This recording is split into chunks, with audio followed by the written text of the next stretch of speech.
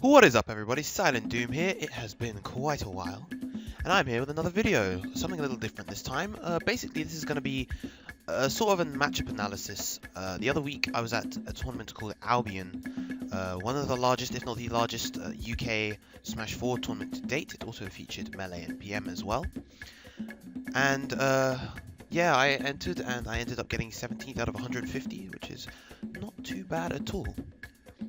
So this set is going to be a set that I actually had in pools versus Ho, who ended up getting third at the tournament. He is a Midlands player who has been readily improving very quickly over the past year or so. This time last year he was, he wasn't particularly good at all, and now he's pretty much bordering top 5, if not at top 5 in the UK. He took out Ixis at this tournament as well, I believe, and he's taken out Ixis prior to this, I think.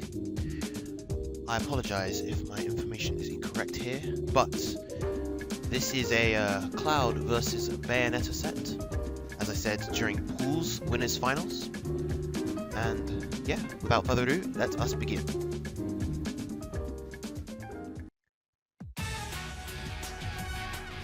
Alright, so we start the set off on Town and City. I personally like this stage, it's a comfort pick for me, and this is obviously a good stage for Bayonetta. Now right there, I think I made a mistake, starting off by charging limit on that platform. That's what I typically do on this stage, but against Bayonetta, being above her is really bad, and so you generally don't want to do that. The trick as Cloud in this matchup is remaining mobile and keeping your distance. Bayonetta's punishes are of course incredibly strong, and so you don't want to get caught in the crossfire of them. Obviously, you want to get as much limit as you can, standard, of course. And of course, be smart with how you move, be smart with how you, just how you tackle the neutral in general. Bayonetta is very oppressive in how she plays, well, I think oppressive is the wrong word here. Right there, I go for the limit break cross slash off stage. Obviously, he misses because he colors low, and he managed to get the punish, and drags me off the top of the stage, and then Bayonetta hits. Alright, so I'm at the stock deficit at the moment. I whiff a grab there. Grabs are important versus this character. Shield grabs in particular. Catching him with a downer. I don't know what that late beam was for. I think it was me trying to be reverse something else. And yeah, also be very cautious about whiffing attacks versus Bayonetta. She is very good at whiff punishing because she has very potent burst movement attacks with that heel slide, those dive kicks, and of course that witch twist having huge hitboxes. Same combo as the start, doesn't quite take me off, but I miss my tech here and I get a buffered air dodge, so I am at quite a deficit, 2 stocks behind versus an 88% Bayonetta. Right here he does a really nice walk back to force my whiff, and he gets a good 30% punish off of it. And now I'm in a pretty bad position. I am doing a pretty good job landing these down airs though, coming down. Down air, of course, is arguably the best down air in the game. Cloud is fantastic. It has so much utility, very strong in the sweet spot, and the sour spot, of course, leads into combos. I get witch timed here. It's not too big of a deal. He gets some good damage, but nothing too major. And now, thanks to his nair hitting me the other way, I managed to get some stage control. Right there, he was going for an air dodge. I knew that he wanted to air dodge. He wanted the air dodge, and as a result, I didn't go for it. Here I hold down, expecting him to be close to the ledge, but he didn't end up. Thankfully, right there, he misses his edge guard attempt, so I do not lose my last stock. I am still just about in this. 127 versus 94%. This is quite dangerous for Bayonetta, less so for Cloud. This is where it gets harder for Bayonetta to get her conversions, but also she's very much a death percent. I have a good amount of rage, a lot of my toolkit can kill her. Although going for unsafe smashes like that is not a good idea. But I managed to clip her with the up air, taking her first stock. Alright, now that I have limit fully charged, I have my superior movement, coupled with, of course, Cloud's very safe options. Here you see I'm going for, mixing up my options to pressure, going for cross-ups. Quick combo right there. Going for cross-ups and just mixing up around to try and force whiffs, force baits, and just get those grabs and hits where I need to get them. Nair, of course, right there being a fantastic move to just cover the air. And Nair is also just really good against stuff like her anti-airs. and such. Here, I go for a really hard finishing touch read. I thought that he was just going to get off the ledge and go for something like a dive kick. He didn't go for the dive kick, but I was correct in guessing the option that he was going to go for. So now, after that read, I'm very much back in this. Again, this is kind of the percent where it's difficult for Bayonetta to actually get the kill versus you, except with something like a space back air. So now I can steadily tackle the damage, charge limit where I need to.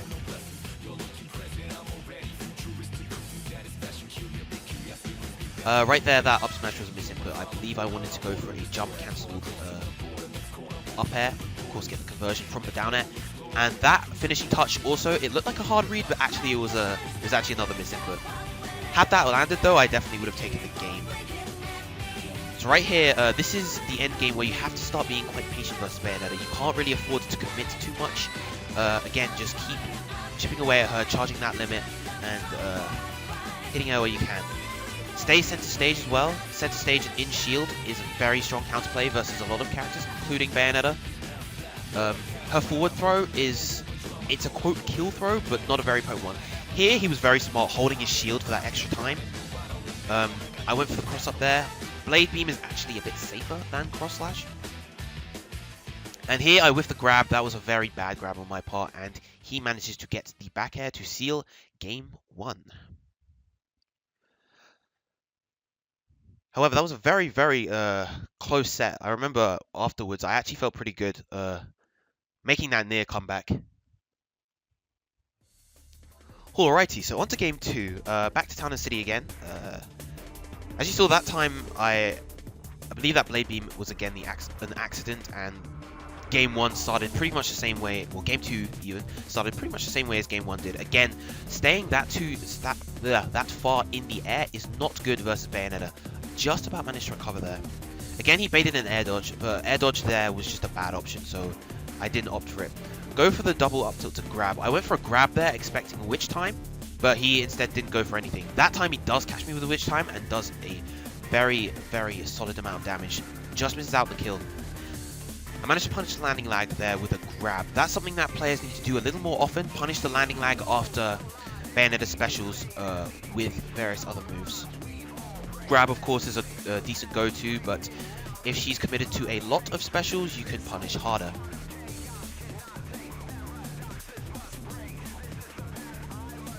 And again, that was decent patience, but he caught me with a back end nonetheless. I was a little bit too slow on that up air.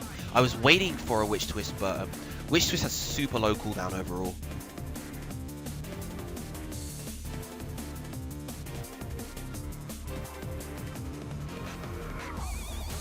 Jabs there, again, stage control. Just wait for the ledge options, and that time I get the cross slash. He doesn't recover low this time. He instead goes for the afterburner kick and gets punished for it. Yes, it is possible for Bayonetta to trump you and after that witch time, but since I had buffered a roll, I missed the trump.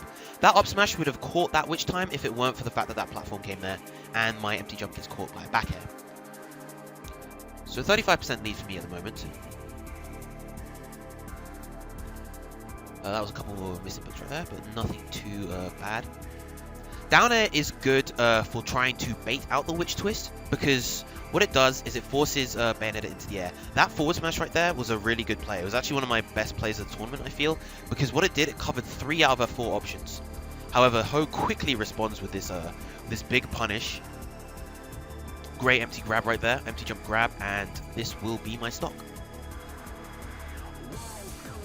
But yeah, as I mentioned with that forward smash before, it covered 3 out of her 4 tech options. It covered everything except roll in, and it was going to take her stock. Space around her down tilt and call that empty jump grab. It wasn't really able to get much else off of it. And again, this is pretty much what this matchup is, just trying to space around her normals, because you obviously have the superior range and superior distance with that big old sword. Spacing around her normals, catching her where you can, going at her bit by bit, until you get a limit where you can kill her very early with the cross slash or the finishing touch. That's what makes this matchup somewhat scary for Bayonetta, knowing that if she can't kill you relatively early, you can kill her really early.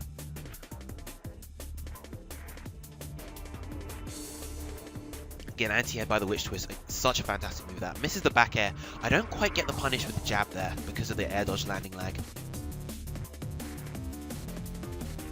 There, I was being very predictable. I was trying to go for the raw nair into cross slash because he was at the percent where that was going to work, and he witch times me for it. But he doesn't get much off of it, thankfully for me. Unspaced back air, gets punished by the witch twist. Just out of range for that double up air though.